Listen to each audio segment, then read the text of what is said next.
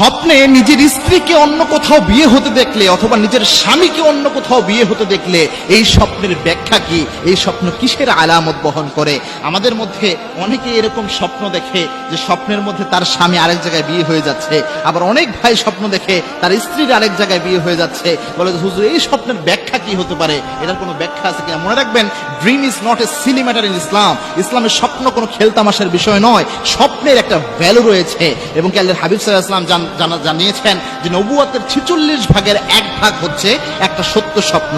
এবং আল্লাহর হাবিব সাল্লাল্লাহু আলাইহি ওয়াসাল্লাম আরো জানিয়েছেন, লাম ইয়াবকা মিনান নবুওয়াতি ইল্লাল মুবাশশিরাত, আমার উম্মতের জন্য নবুয়তের কোনো কিছু আল্লাহ রাব্বুল আলামিন অবশিষ্ট রাখেন নাই শুধুমাত্র মুবাশশিরাত ছাড়া।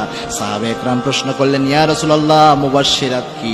আল্লাহর হাবিব সাল্লাল্লাহু আলাইহি ওয়াসাল্লাম জানিয়েছেন, আর রুইয়া সলিহা, আমার উম্মত যখন দিক নির্দেশনা আল্লাহ রাব্বুল আলামিন আমার উম্মতকে দেওয়ার প্রয়োজন মনে করবেন, তখন আল্লাহ রাব্বুল আলামিন সত্য স্বপ্ন, সুন্দর স্বপ্ন দেখায়া তাদেরকে দিক নির্দেশনা দিবেন। আল্লাহু আকবার। সুতরাং স্বপ্নের একটা ভ্যালু রয়েছে।